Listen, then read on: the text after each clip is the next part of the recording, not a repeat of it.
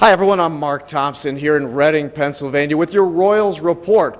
A weekly look at the Reading Royals, the ECHL affiliate of the Toronto Maple Leafs and Toronto Marlies, as well as the Boston Bruins. This week the Royals continued a season-long 6-game road trip with a pair of games against the Atlantic Division rival Elmira Jackals. It was Elmira who ruined the 10th anniversary home opening weekend for the Royals. As a matter of fact, going into these games, the Royals were yet to hold even a lead against the Jackals.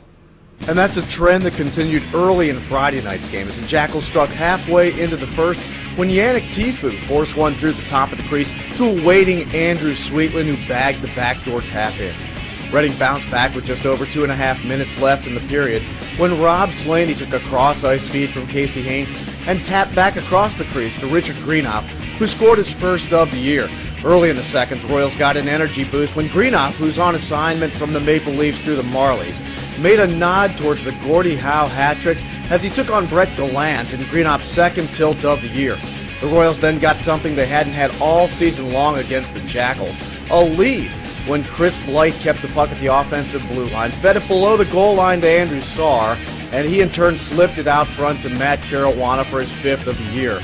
But the Jackals pounded the pressure in the second period. They outshot the Royals 17-7, and despite a fantastic game from Royals goaltender Matt Dalton, who faced a season-high 42 shots on the night, the Jackals regained the lead with 2 second-period goals, including one by Yannick Tifu on the power play with just under 5 minutes left in the period. Reading came out storming in the third and retied the game at 3 when Ben Gordon scored his first of the year 6 minutes in, but the Jackals counterpunched and Samson Mabad swept a loose puck back through to give them all they'd need for the 4-3 win, despite the huge wave of pressure the Royals applied down the stretch, particularly with the goaltender pulled and the 6th attacker on. Friday's loss marked the third one-goal loss already for the Royals in this young season. In each of those games, the Royals had a chance to win, and staying positive in those critical and difficult moments is absolutely crucial. And one guy the Royals could always look to for that positive attitude is young forward Rob Slaney. 22-year-old second-year forward Rob Slaney was assigned by the Maple Leafs from the Marlies to the Royals prior to the start of the season. For the Upper Island Cove, Newfoundland native, this marks his second trip to Reading. Last year, Slaney logged 22 games for the Royals before sustaining a season-ending shoulder injury in March. And part of his goal this season, particularly at this early stage, is to return to top playing condition. It took a little while to get adjusted. I had a long time off after my shoulder surgery. Well, the thing is, I couldn't do any upper body all summer, so I did a lot of bike and a lot of cardio and try to keep that aspect of my fitness pretty high.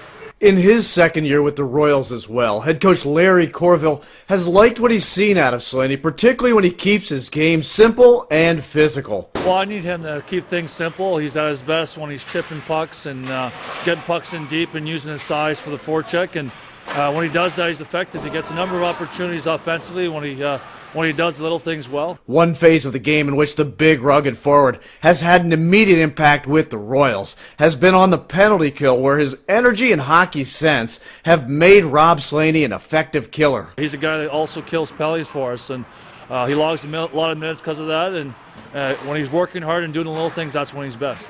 And killing penalties is not just an area where Slaney has excelled. It's something that, well, he actually enjoys. I love the PK. Ever since I was young, when I moved up to AAA midget and then major junior, I was never a power play guy starting off. As I got older, I turned into a power play guy, but I was always PK'd. I took pride in it. Even though Slaney appears to understand the importance of committing to the defensive side of the puck, he has an uncanny ability to be at the right place at the right time. Scoring chances seem to find this kid out of nowhere. I just try to get my nose in the dirty areas, whether it's in the corner or in front of the net, and try to go to the tough zones. And usually that's where the puck comes. Nothing usually comes to the guys pretty easy. So you got to work for what you get, and that's what I try to attribute it to. It really is uncanny how many scoring chances that forward Rob Slaney has had with the Royals during his time with the team. And the Royals were going to need someone, whether Slaney or somebody else, to bag those chances on Saturday night if the Royals were going to get off the schneid against Elmira. Early on Saturday, the Royals broke new ground against the Jackals when Andrew Saar took a feed from Matt Caruana and broke through for the game's first goal just over 5 minutes into the first period. 3 minutes later, it was Caruana's turn to give the Royals a 2-goal lead in the first.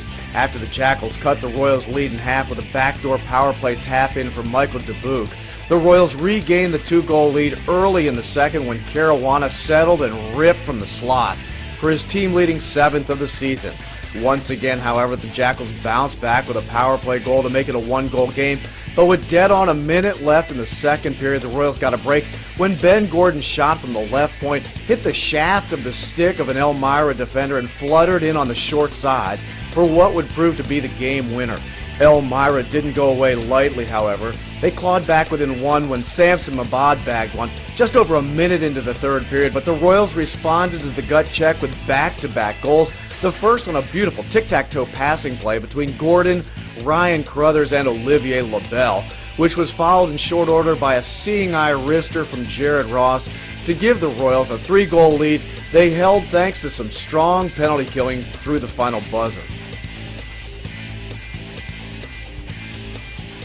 Saturday's win in Elmira was certainly important for the Royals in the standings, but it may have been even more important from a psychological standpoint. The Royals play Elmira 15 times during the regular season, and you don't want to put yourself behind the 8 ball against just one team. Next up for the Royals, we conclude the season-long 6-game road trip in Wheeling, West Virginia on Thursday, then a pair at home finally against the South Carolina Stingrays on Saturday and Sunday. Until next week, I'm Mark Thompson with your Royals Report.